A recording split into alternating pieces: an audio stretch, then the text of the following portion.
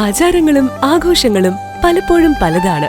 അതുപോലെ തന്നെയാണ് നമ്മൾ അണിയുന്ന ആഭരണങ്ങളും. Azad gold and diamonds, Thazhepalam, Tirur.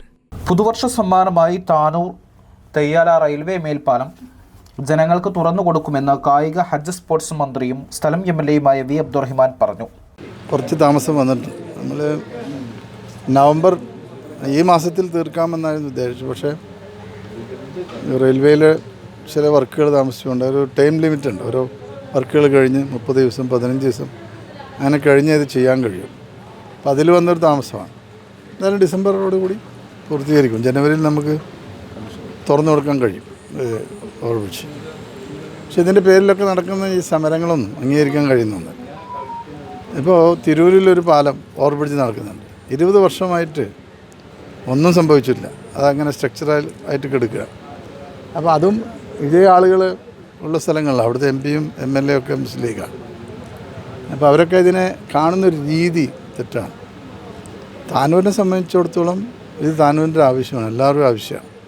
കാരണം മറ്റൊരു വഴി പെട്ടെന്ന് പോകാനില്ല. അപ്പോൾ ഞങ്ങളൊക്കെ ആഗ്രഹിച്ചതും ഇത് വേഗം പൂർത്തീകരിക്കണമെന്ന്. അതുകൊണ്ടാണ് നമ്മൾ കോൺക്രീറ്റ് മാറ്റി സ്റ്റീൽ സ്ട്രക്ചറാക്കി ഇത് മാറ്റിയത്, പെട്ടെന്ന് ചെയ്യാൻ. ആ സമയത്ത് കോവിഡിൻ്റെ പശ്ചാത്തലത്തിൽ സ്റ്റീലിൻ്റെ വില കൂടിയതിലുണ്ടായ കുറേ പ്രശ്നം കരാറുകാരനുണ്ടായിട്ടുണ്ട്. അപ്പോൾ ഇതെല്ലാം നമ്മൾ കാണണ്ടേ. അപ്പോൾ ഇതൊന്നും കാണാനൊന്നും ആർക്കും ക്ഷമയില്ലാതെ. പിന്നെ അനാവശ്യമായിട്ടുള്ള സമരങ്ങൾ, പ്രചരണങ്ങൾ, ഇതൊന്നും താനൂരിലെ വികസനത്തെ ബാധിക്കുന്ന പ്രശ്നമല്ല. താനൂർ റെയിൽവേ മേൽപ്പാലം പണി പൂർത്തിയാക്കുന്നതുമായി ബന്ധപ്പെട്ട് സ്ഥലം സന്ദർശിച്ച് സംസാരിക്കുകയായിരുന്നു മന്ത്രി. നാട്ടിൽ കേക്ക് മുറിക്കുന്നത് പിറന്നാളിനും വിവാഹത്തിനും സന്തോഷമുള്ള കാര്യങ്ങൾക്കും മറ്റുമായിരുന്നു. എന്നാൽ ഒരു വിഭാഗം വ്യാപാരികൾ താനൂരിൽ നടത്തിയ കേക്ക് മുറിയും ചരിത്രത്തിൻ്റെ ഭാഗമായി നിലനിൽക്കുമെന്ന് മന്ത്രി പറഞ്ഞു. പാലത്തിൻ്റെ പണി നീണ്ടുപോകുന്നതിനുള്ള സന്തോഷത്തിൻ്റെ ഭാഗമായിട്ടായിരിക്കും ഈ കേക്ക് മുറിച്ച് ആഘോഷിച്ചതെന്നും മന്ത്രി പരിഹസിച്ചു. പാലം വരുന്നതിന് തടസ്സം മുസ്ലിം ലീഗും നഗരസഭ ഭരിക്കുന്ന UDFുമായിരുന്നു. സ്ഥലം ഏറ്റെടുക്കുന്നത് തന്നെ പ്രതിസന്ധിയിലായ ഘട്ടത്തിൽ സർക്കാർ തന്നെ നേരിട്ട് ജനങ്ങളുമായി സംസാരിച്ച് സ്ഥലം ഏറ്റെടുക്കുകയായിരുന്നു. ഇതിന്റെ ഫലമായിട്ടാണ് പാലത്തിന്റെ പണി തുടങ്ങാൻ കഴിഞ്ഞത്. ഇതുപോലെ കുടിവെള്ളത്തിന്റെ കാര്യത്തിലും താനൂർ കോളേജിന്റെ കാര്യത്തിലും മുസ്ലിം ലീഗ് സമരപാതയിലായിരുന്നു. ഇതിനെന്നാണ് കേക്ക് മുറിക്കുന്നതെന്ന് ജനങ്ങൾ ചോദിക്കുന്നുണ്ട്. കോടതി വരെ കയറിയിറങ്ങിയിട്ടാണ് നമ്മുടെ നാട്ടിൽ കോളേജിന്റെ പണി തുടങ്ങാൻ കഴിഞ്ഞത്. കോളേജിന്റെ പണിയും കുടിവെള്ള പദ്ധതിയുടെ പണിയും നീണ്ടുപോകാൻ പ്രധാന കാരണം മുസ്ലിം ലീഗ് തന്നെയാണ്.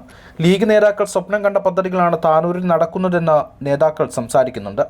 എന്നാൽ ഇവിടെ കഴിഞ്ഞ 8 വർഷത്തോളമായി നടക്കുന്ന പദ്ധതികളെല്ലാം കിഫ്ബി പദ്ധതിയിൽ കൂടി നിലവിൽ വന്നതാണ്. UDFിൻ്റെ ഭരണകാലത്ത് അവർക്ക് സ്വപ്നം കാണാൻ മാത്രമേ കഴിയുമായിരുന്നുള്ളൂ. എന്നാൽ ഇടതുപക്ഷ സർക്കാർ വന്നതിന് ശേഷമാണ് താനൂരിൽ വികസനമെല്ലാം നടന്നതെന്ന് ജനങ്ങൾക്ക് നല്ലപോലെ അറിയാമെന്ന് മന്ത്രി പറഞ്ഞു. ജനങ്ങളെ എന്നും പറഞ്ഞു പറ്റിക്കാമെന്നത് ലീഗ് നേതാക്കളുടെ വ്യാമോഹം മാത്രമാണ്. ചില സാങ്കേതിക കാരണങ്ങൾ മാത്രമാണ് പാലത്തിന്റെ പണി നീണ്ടുപോയത്. ഇതിൽ ജനങ്ങൾക്ക് വന്ന പ്രയാസത്തിന് മന്ത്രി ജനങ്ങളോട് ക്ഷമ ചോദിക്കുകയും ചെയ്തു. എത്രയും പെട്ടെന്ന് തന്നെ ജനുവരിയിൽ പാലം തുറന്നു കൊടുക്കുമെന്ന് മന്ത്രി പറഞ്ഞു. മന്ത്രിയോടൊപ്പം M. അനിൽകുമാർ, K. വിവേകാനന്ദൻ, P. സുന്ദരൻ, കൗൺസിലർമാരായ PT Akbar, P. Rukmini, Ruby Fousi, Lamih Rahman, P. Ajayan, CP Ashokan എന്നിവരുമുണ്ടായിരുന്നു. പാലം പണിയിൽ ഏർപ്പെട്ട തൊഴിലാളികൾക്കും ജീവനക്കാർക്കും CPM പ്രവർത്തകർ ഉച്ചഭക്ഷണമായി ബിരിയാണിയും നൽകി. News desk 20 TV.